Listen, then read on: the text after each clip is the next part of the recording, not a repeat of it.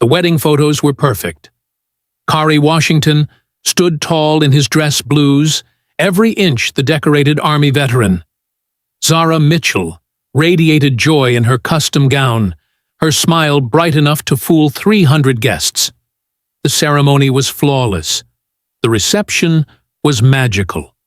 But 67 minutes after their first dance, Zara's screams would shatter the silence of the bridal suite. Blood would paint the walls. Wedding guests would flee in terror. And investigators would find evidence of a family secret so twisted, so unthinkable, that it would destroy not just 2 lives, but expose a web of betrayal that had been spinning for over a decade. What happened in those 67 minutes?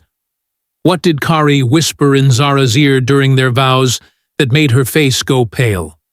Why did surveillance footage from an Airbnb across town change everything? And how does a respected stepfather's construction tools end up as evidence in a dismemberment case? Some wedding nights end with champagne and promises. This one ended with sirens, body bags, and questions that would haunt a community forever. The truth is worse than you think. The alarm buzzed at 5 a.m., just as Kari Washington had programmed it.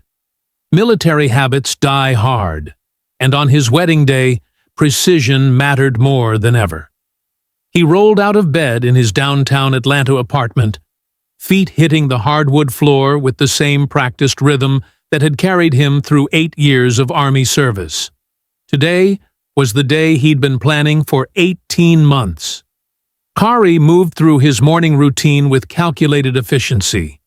Push-ups, shower, shave with the straight razor his grandfather had given him. Each movement deliberate. Each task completed to standard. The dress blues hung pressed and ready on his closet door. Ribbons and badges aligned with military precision. Bronze Star, Combat Action Badge, Expert Infantryman Badge. Decorations that told the story of a soldier who understood duty and sacrifice. By 6:30 a.m., he was reviewing his checklist one final time. Wedding rings secured in his breast pocket. Transportation confirmed. Best man duties delegated to his brother Amari. Everything accounted for. Everything controlled. This was how Kari Washington operated. No surprises, no failures, no room for error. Across town in her mother's house on the south side, Zara Mitchell was experiencing a different kind of morning. She'd been awake since 4 a.m., staring at the ceiling of her childhood bedroom, her phone buzzing intermittently with text messages she kept deleting without reading. The wedding dress hung like a ghost in the corner, a $3,000 symbol of everything she'd convinced herself she could become. The house filled with activity as bridesmaids arrived for hair and makeup. Zara smiled on cue, laughed at the right moments, posed for pictures that would later seem haunting, but those closest to her noticed the way she checked her phone constantly, the way she stepped into the hallway to take calls that she claimed were from the florist, the caterer, the photographer. Her mother, Yvette, bustled through the preparations with the efficiency of a hospital administrator accustomed to managing chaos. She'd taken the day off from her supervisory role at Grady Memorial to ensure her daughter's wedding would be perfect. Everything had to be perfect. The family's reputation depended on it. Kari and Zara had met 2 years earlier at a Veterans Appreciation event where she was working as a marketing coordinator. He'd been drawn to her quiet intelligence, her seemingly gentle nature, the way she listened when he talked about his experiences overseas. She'd been drawn to his stability, his unwavering moral compass, his promise of a life far removed from the complexities of her childhood. Their courtship had been traditional, respectful. Sunday dinners with both families, holiday celebrations, careful planning for their future together. To everyone watching, they were the perfect couple, the decorated veteran and the accomplished young professional. both ready to build something lasting. At 10:30 a.m., with few hours until the ceremony, Zara announced she needed to run last-minute errands. The bridesmaids offered to accompany her, but she insisted on going alone. Some things, she said, the bride had to handle personally. She grabbed her keys and disappeared into the morning heat, leaving behind a trail of unanswered questions. The Airbnb sat tucked away in a quiet residential neighborhood in East Atlanta, a modest ranch-style house that Roland Mitchell had rented under his construction company's name.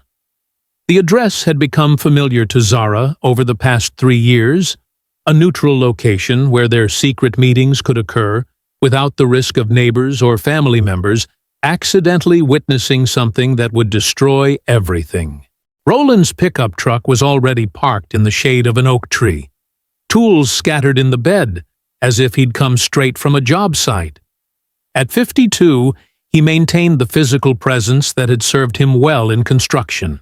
Broad shoulders, calloused hands, the kind of commanding presence that made people listen when he spoke. He'd been part of Zara's life since she was 14, when he'd married her mother and moved into their house on the south side. When Zara entered, Roland was sitting at the small kitchen table, still wearing his work clothes from the morning job. He looked up at her with the same expression he'd worn since she was a teenager. Part authority figure, part something else entirely. The dynamic between them had been established long ago, built on a foundation of power and control that had shaped every interaction since. She told him this was the end, that she was getting married today and moving forward with her life, that whatever had existed between them needed to stay in the past. Her voice carried the rehearsed quality of someone who had practiced this conversation multiple times, hoping that saying the words would make them true. Roland listened without interruption, his expression unchanged. When she finished, he reminded her of things she'd tried to forget, about the times she'd initiated contact, about the choices she'd made as an adult, about the secrets they shared that could destroy her new life before it began. His words weren't threats, they were simply statements of fact, delivered with the calm certainty of someone who understood exactly how much power he held. In the twist of things, he slept with her again, like they have always done. While she considered it the last time, Ronald didn't want it to end. Meanwhile, 30 miles away, Amari Washington's phone buzzed with an urgent notification from the surveillance system he'd installed months earlier. 3 months earlier, Amari Washington had been replacing electrical wiring in a client's home when his phone rang. It was Kari, calling to share details about wedding planning, but something in his brother's voice had caught Amari's attention. Not what Kari was saying, but what he wasn't saying. The pauses when discussing Zara's family. The way he changed subjects when her stepfather came up in conversation. Amari had been watching Zara Mitchell for over a year, not out of malice, but out of the protective instinct that had kept both Washington brothers alive through difficult childhoods. He'd noticed patterns that his younger brother, blinded by love and military-trained loyalty, had missed or chosen to ignore. The way Zara's phone would ring during family dinners, and she'd excuse herself to take calls that supposedly came from work colleagues or old friends, but always seemed to require privacy and hushed tones. The turning point had come during a Sunday barbecue at their mother's house. Zara had stepped outside to answer what she claimed was a call from her supervisor at the marketing firm. Amari had followed her to the kitchen for another beer and overheard fragments of conversation that didn't match her explanation. Words like, "I can't," and "not today," spoken in the tone of someone pleading rather than discussing work schedules. When she returned to the backyard, she'd claimed the call was about a Monday morning presentation, but Amari had heard her mention someone named Roland. Roland Mitchell, Zara's stepfather. The man who'd married her mother when Zara was 14 and had been a fixture in her life ever since.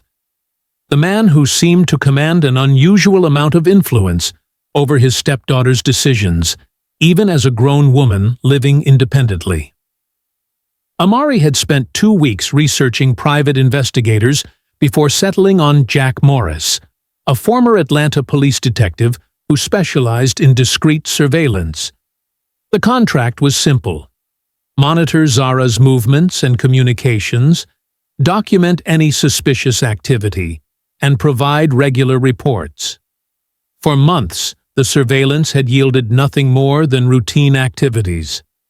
Zara's life appeared normal: work, home, occasional social events with friends. But Morris had flagged several anomalies: unexplained trips to rental properties, phone calls to numbers registered under construction company names, text message exchanges that were immediately deleted from her device. The alert that arrived at 12:02 p.m. on wedding day came from a camera positioned across the street from the East Atlanta Airbnb.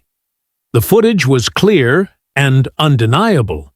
Zara's silver Honda Civic pulling into the driveway at 11:15 a.m., followed by 47 minutes of inactivity. Then her departure at 12:02 p.m. The timestamp showed Roland Mitchell's truck had been there since 10:30 a.m. Morris's system automatically compiled the footage into a compressed file and sent it to both Amari and Kari Washington's phones. At 1:30 p.m., 90 minutes before the ceremony, Kari Washington opened the attachment and watched his world collapse in real time. Kari Washington played the surveillance footage for the 7th time. The timestamp was undeniable: 11:15 a.m. to 12:02 p.m., exactly 47 minutes. His bride-to-be's car in the driveway of a rental property where her stepfather was already waiting. The same man who had shaken his hand warmly at the rehearsal dinner, who had offered toasts about welcoming him to the family, who had seemed genuinely pleased about the marriage. His phone showed 17 missed calls from Amari and 4 text messages asking if he'd reviewed the footage. The ceremony was scheduled to begin in 30 minutes. 300 guests had traveled from across the country. The reception hall was prepared, the catering staff was ready, and the photographer was already positioning equipment for the processional. Kari closed his phone and straightened his dress uniform. Every ribbon and badge sat exactly where regulations required. His grandfather's watch showed 2:47 p.m., 13 minutes until showtime.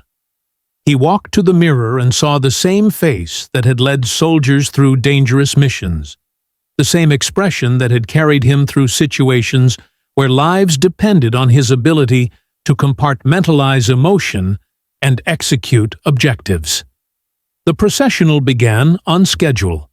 Bridesmaids walked down the aisle in their coordinated dresses, smiling at family members and friends who had gathered to celebrate love and commitment.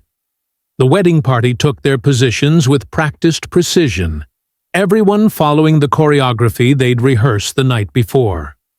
When the music changed to the bridal march, Zara appeared at the end of the aisle in her custom gown, her mother's vintage pearls catching the light as she moved.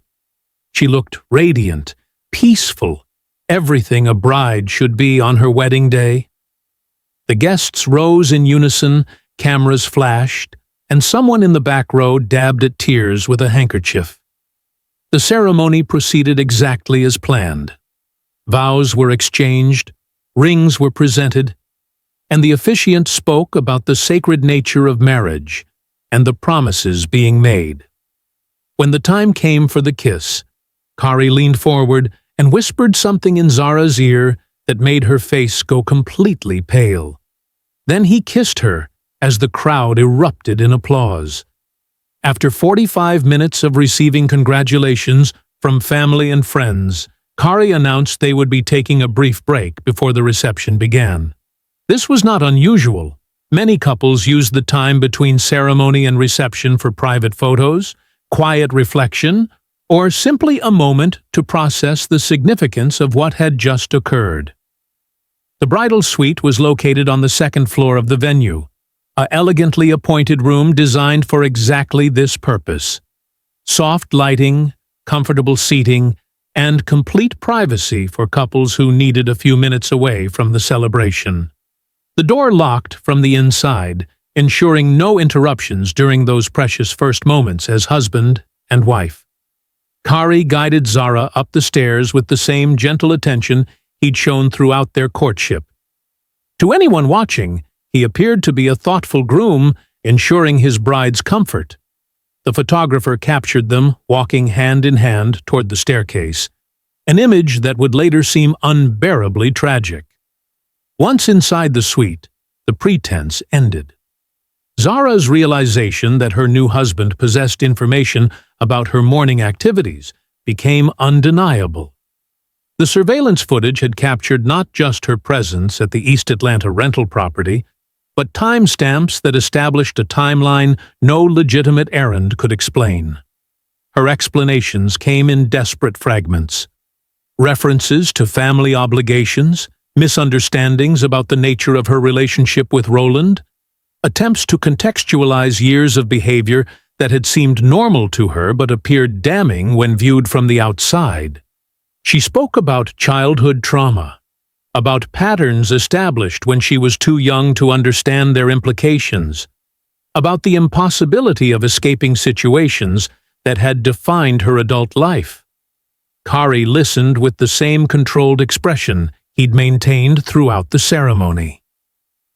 At 4:23 p.m., approximately 18 minutes after they'd entered the bridal suite, the first screams pierced the celebration noise from the reception hall below.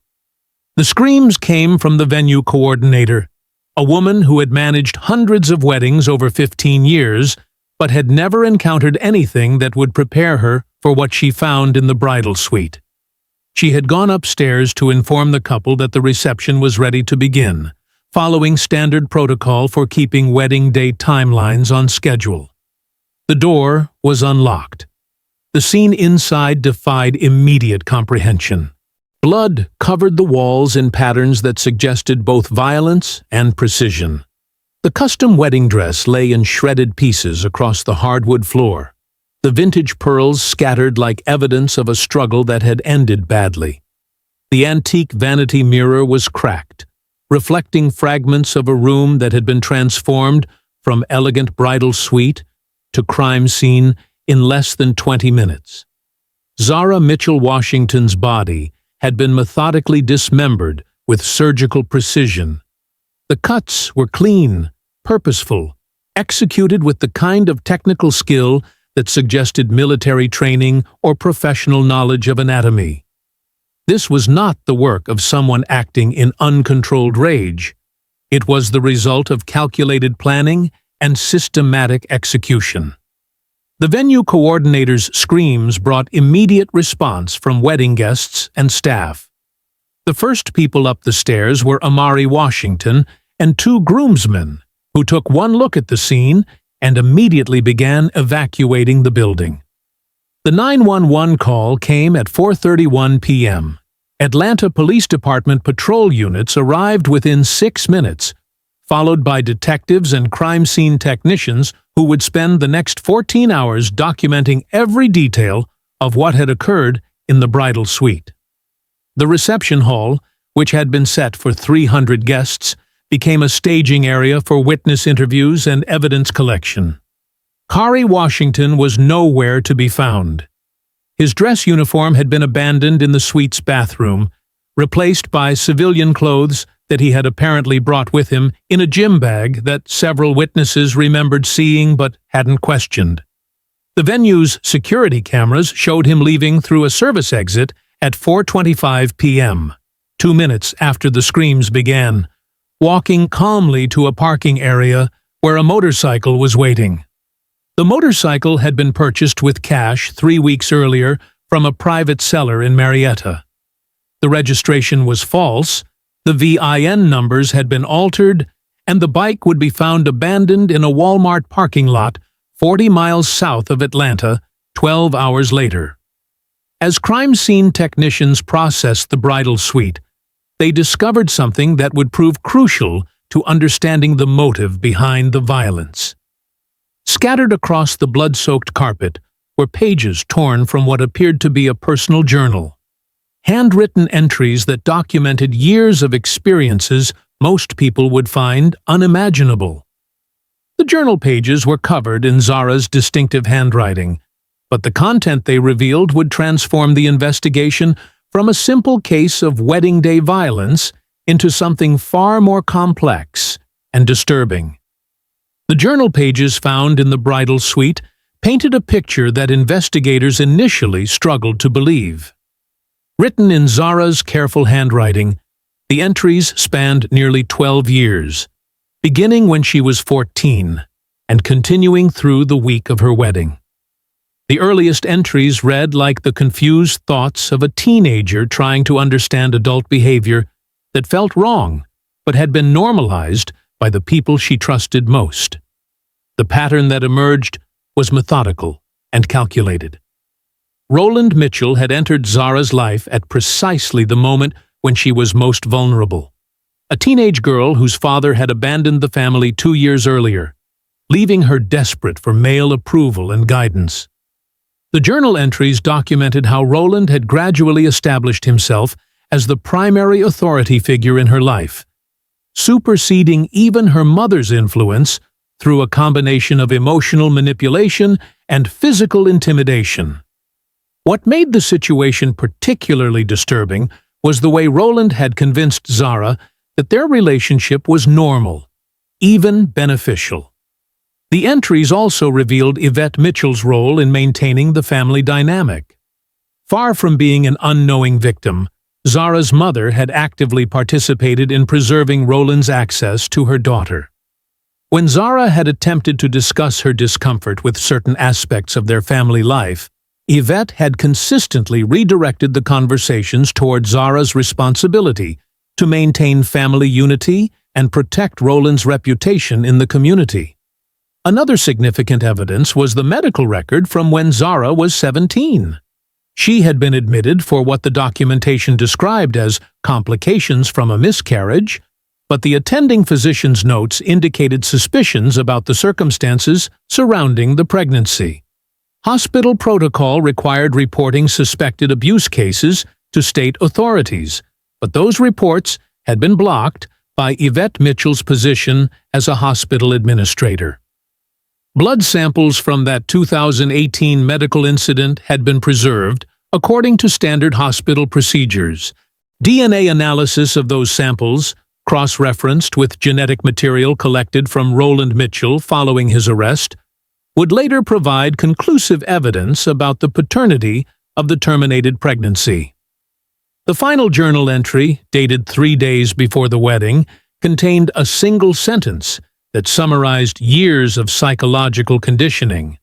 "Maybe if I do this one last time, I can finally be free." The manhunt for Kari Washington began immediately after crime scene technicians confirmed what everyone already knew. The primary suspect had vanished completely. The abandoned motorcycle in the Walmart parking lot provided the first clue about his escape route, but the trail went cold after that.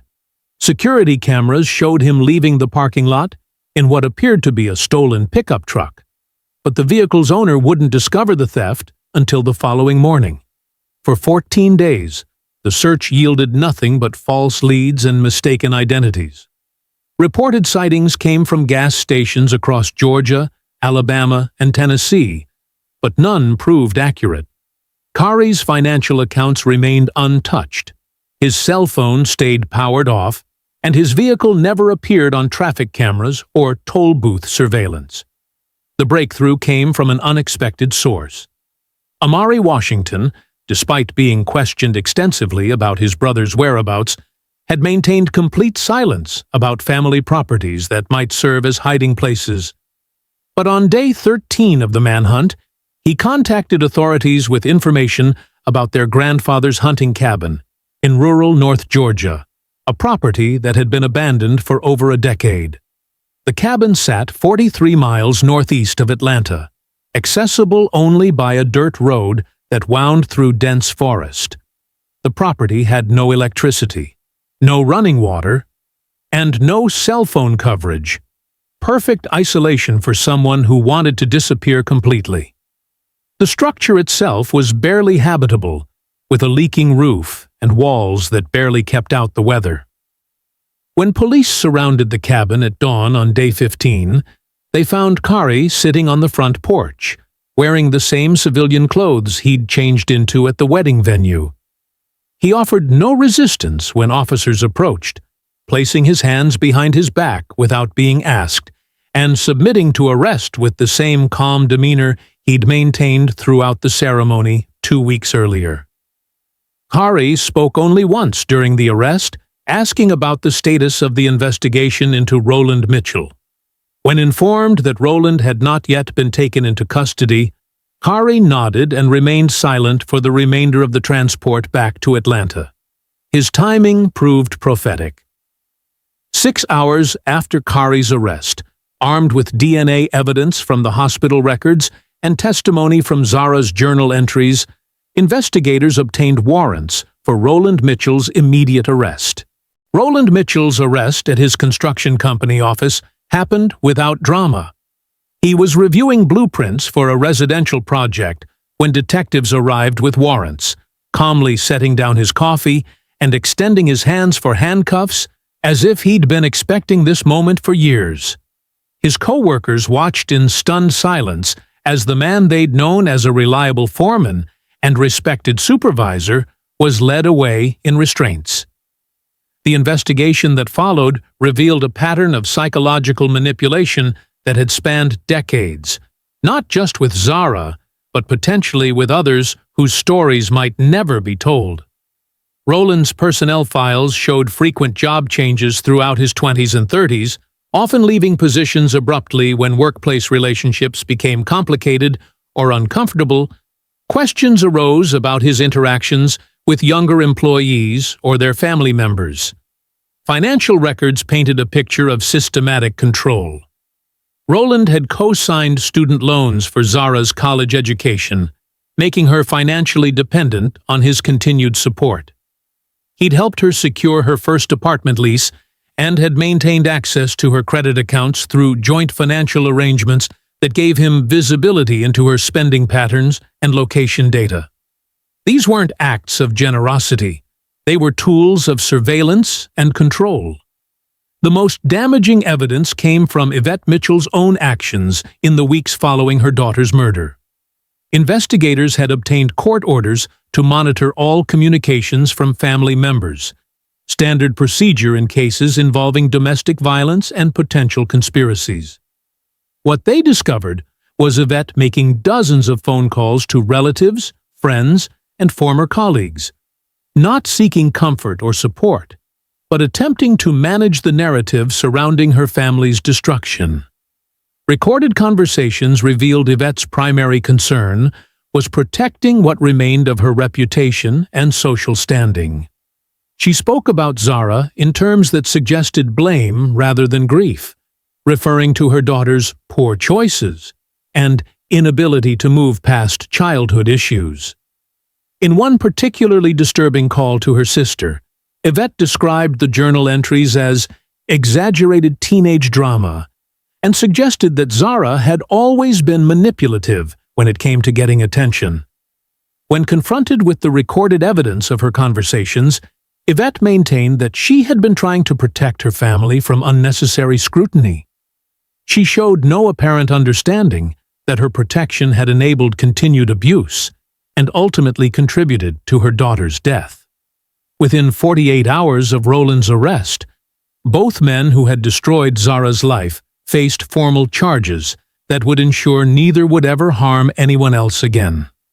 The courtroom proceedings unfolded with the methodical precision that defines the American justice system, but no amount of legal procedure could restore what had been destroyed on a single Saturday afternoon in Atlanta. 2 separate trials, 18 months of legal proceedings, and hundreds of hours of testimony would ultimately confirm what everyone already knew. Multiple lives had been shattered beyond repair, and justice could only provide punishment, not healing. Khari Washington's trial lasted 3 weeks. His defense team argued for mitigating circumstances based on extreme emotional disturbance and the psychological trauma of discovering his wife's abuse history. The prosecution countered with evidence of premeditation and the brutal nature of the crime itself. The military precision of the dismemberment, they argued, proved this was not a crime of passion, but a calculated act of revenge. The jury deliberated for 6 hours before returning a verdict of guilty on charges of first-degree murder. The judge sentenced Khari to life in prison without the possibility of parole, noting that while the circumstances surrounding the case were tragic, nothing could justify the level of violence inflicted upon the victim. Khari received his sentence standing at attention in his civilian suit, showing the same composed demeanor he'd maintained throughout the trial. Roland Mitchell's legal proceedings followed a different trajectory. Faced with overwhelming evidence from Zara's journal entries, medical records, financial documents, and surveillance footage, his attorney negotiated a plea agreement to avoid a trial that would have likely resulted in a longer sentence. Roland pleaded guilty to multiple counts of sexual abuse spanning over a decade and received 40 years in federal prison. During his sentencing hearing, Roland offered a brief statement accepting responsibility for his actions, but provided no insight into his motivations or expressions of genuine remorse. The judge noted that the defendant's age meant the sentence was effectively a life term, ensuring he would never again have the opportunity to victimize vulnerable individuals. Yvette Mitchell faced no criminal charges, but the recorded conversations had destroyed her career and social standing. She resigned from her position at Grady Memorial Hospital under pressure from administrators who could no longer ignore her role in suppressing abuse reports. Her public statements continued to minimize her daughter's suffering and her own complicity in enabling years of violence. In private, according to family members who testified during the trials, Yvette struggled with depression and social isolation. The community that had once respected her as a successful healthcare administrator now viewed her as someone who had failed in the most fundamental responsibility of motherhood, protecting her child from harm. 3 lives destroyed, countless others damaged, and questions that would never be fully answered about how much suffering could have been prevented if someone had acted differently along the way.